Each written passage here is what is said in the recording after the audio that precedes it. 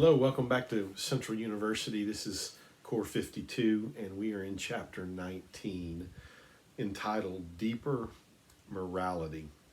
Continuing to study right now in this book some teachings out of the Sermon on the Mount, which is a revolutionary sermon or teaching by Jesus that will revolutionize and transform our lives the more that we understand it and receive it.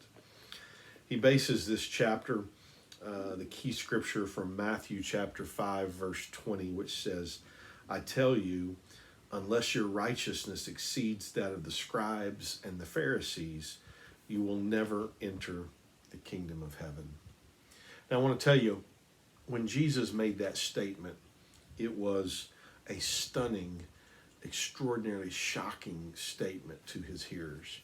It's not so much to us, and the reason is because in hindsight, we see all the flaws of the Pharisees. And so we see all of their flaws, and we are pretty quick to criticize the Pharisees and kind of stand above them and critique them. And because of that, we don't have high regard for the Pharisees.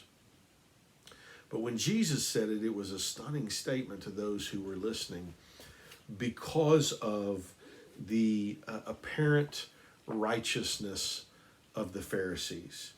They were the most committed. They were all in when it came to religious observance. They were all in when it came to legal righteousness.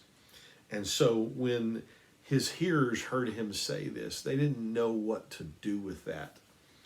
And Jesus says, unless your righteousness exceeds that of the scribes and Pharisees, you'll never enter the kingdom of heaven. And I think initially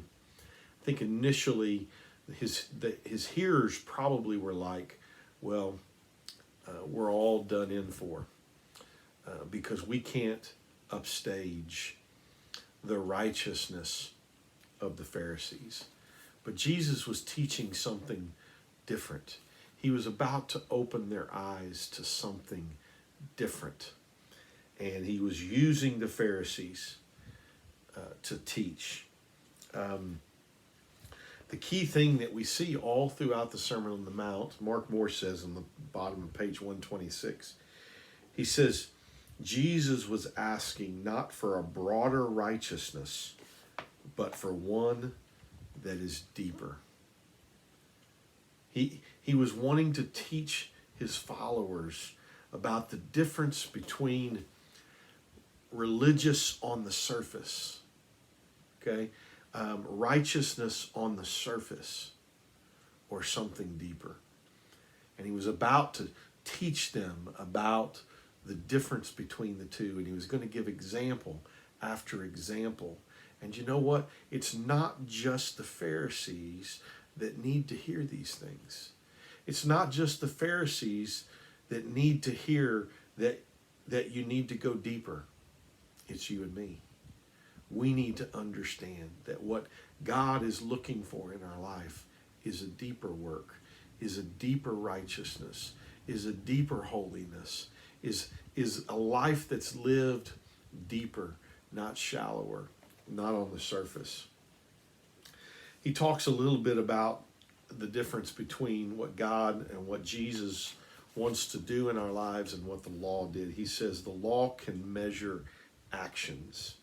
True righteousness grows out of motives, which is an inner work. If I keep the law by not killing, I'm still liable for destroying a life by gossip. If I love my neighbors, it's likely good for me, but if I love my enemies, it's likely because I am good. The law can manage only behavior, but Jesus wants to transform our character. And this is such an important lesson for us today even, because we still have the tendency to live the Christian life out here.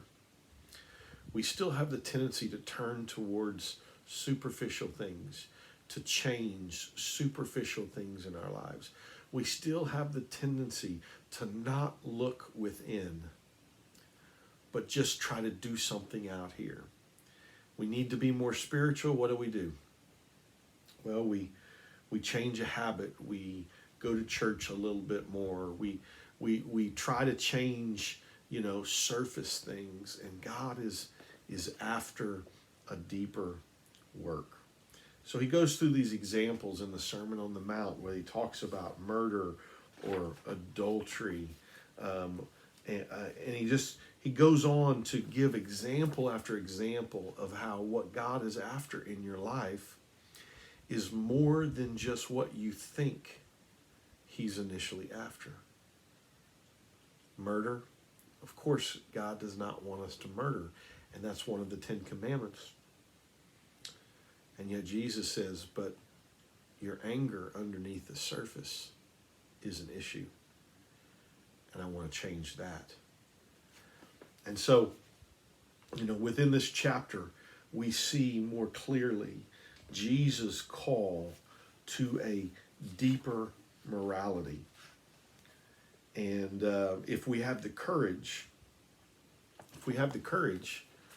we will allow those things to be confronted in our lives. He talks about loving those who love you. And then he talks about loving your enemies. And loving your enemies. Listen, you can't love your enemies unless that comes from within. That's a real, mature, inner work that God does in your life. So what I want to appeal to you as you have read this chapter, as you think some more about this deeper morality concept and what Jesus was really teaching, okay, is that I feel like that there's a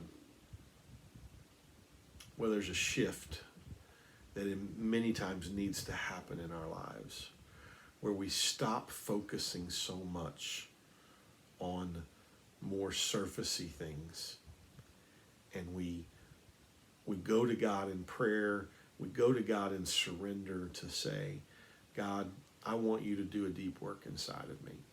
I want this new creation to come out.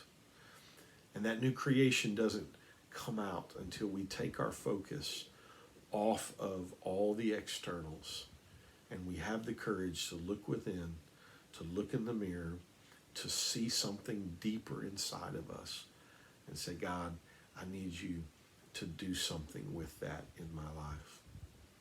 So that's my prayer for you. That should be your prayer for you, that you would let Jesus do a deeper work inside of you.